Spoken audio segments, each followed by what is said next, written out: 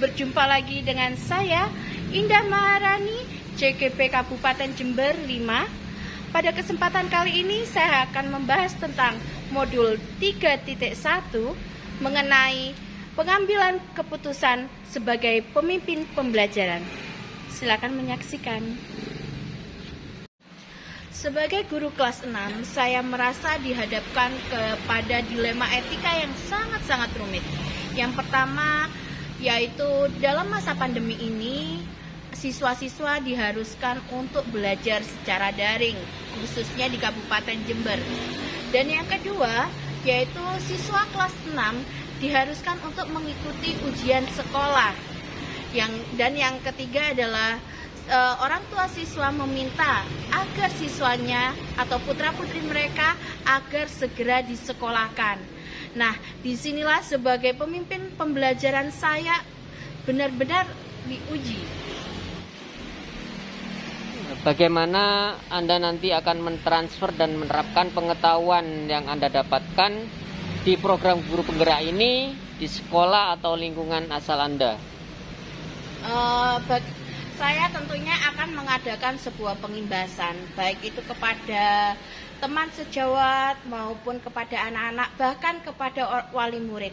Dimana seperti yang kita ketahui bahwa selama ini kan paradigma teman-teman itu masih mengajar secara konvensional, berharapkan bahwa murid itu adalah sebagai subjek, bukan sebagai pelaku pembelajaran.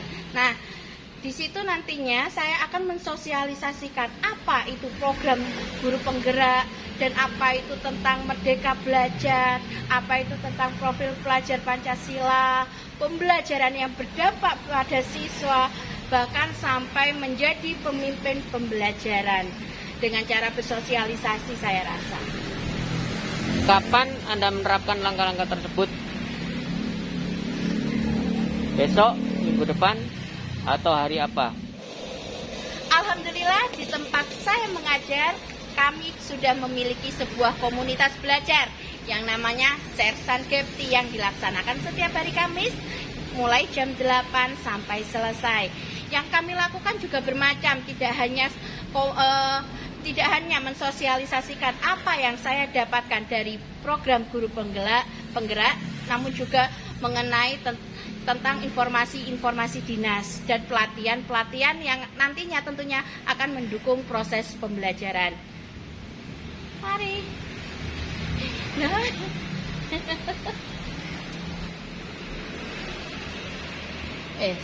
Berdasarkan penjelasan yang Anda sampaikan tadi, apa rencana ke depan dalam menjalani pengambilan keputusan yang mengandung unsur dilema etika?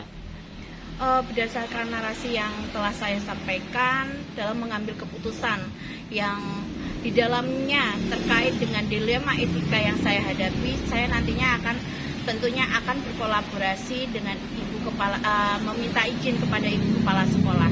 Untuk rencananya saya sendiri, saya nantinya akan tetap mematuhi keputusan yang sudah dibuat oleh Dinas Pendidikan dengan memberikan pembelajaran secara daring. Namun bagi siswa-siswi yang terkendala dengan pembelajaran daring itu, mereka bisa datang ke sekolah. Tentunya dengan kuantitas yang tidak banyak, hanya 25% dari jumlah siswa. Itu pun bagi mereka yang tidak bisa melaksanakan pembelajaran daring. Apabila mereka merasa kesulitan, tentunya kita tidak bisa memaksakan. Jadi dengan tetap mematuhi keputusan yang sudah dibuat oleh Dinas Pendidikan, saya akan tetap mematuhinya, menjalankan. Tetapi jika ada siswa yang merasa kesulitan dalam pembelajaran daring yang dilaksanakan, maka saya akan mengadakan pembelajaran secara tatap muka berkelompok.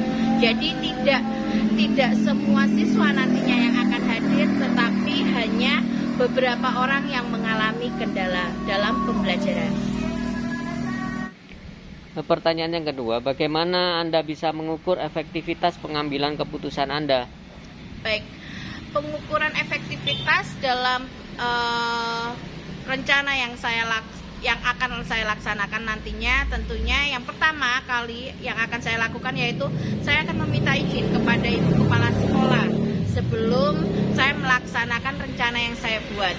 Yang kedua, nantinya saya akan mensosialisasikan tentang mengenai pembelajaran yang akan saya laksanakan kepada siswa dan wali siswa sebagai pelaksana pembelajaran. Seperti itu. Dan ketika nanti mereka, setelah saya melakukan sosialisasi itu nanti, ketika saya mendapatkan feedback dari mereka, itulah nantinya yang saya gunakan sebagai tolak ukur efektivitas rencana saya ke depannya. Seperti itu. Kemudian siapa yang akan membantu Anda atau mendampingi Anda dalam merencanakan hal tersebut?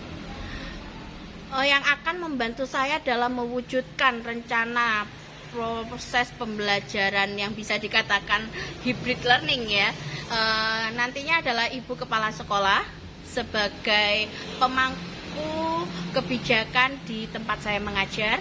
Yang kedua adalah anak-anak itu sendiri sebagai pelaksana pembelajaran.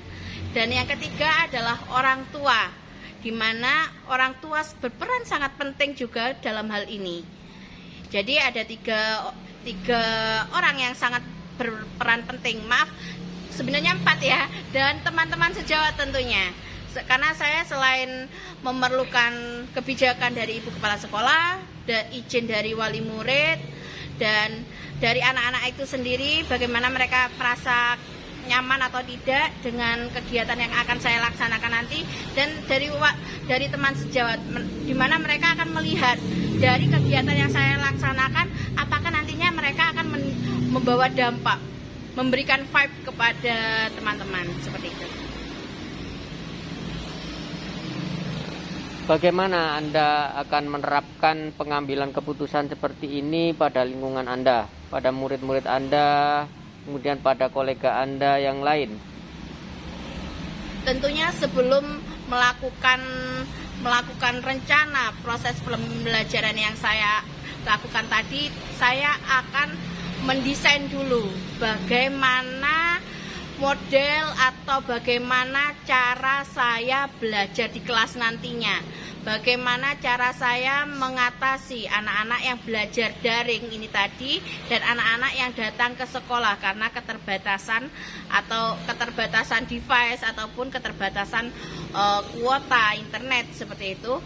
Nah, setelah saya mendesain atau merancang, nantinya saya akan mengkomunikasikan kepada ibu kepala sekolah mengenai rancangan pembelajaran ataupun rencana proses pembelajaran yang akan saya lakukan. Setelah mendapatkan persetujuan dari ibu kepala sekolah, nantinya saya akan mengkomunikasikan.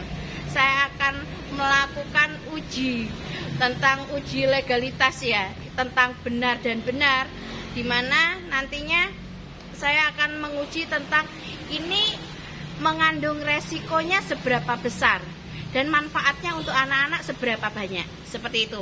Setelah berkonsultasi dengan ibu kepala sekolah dan mengadakan uji legalitas, saya akan melakukan yang namanya sosialisasi kepada siswa, yaitu atau sosialisasi atau uji publik kepada siswa itu sendiri melewat Jimit, karena kita sekarang tidak boleh mendatangkan murid dan wali murid. Saya melakukannya secara Jimit, Google Meet.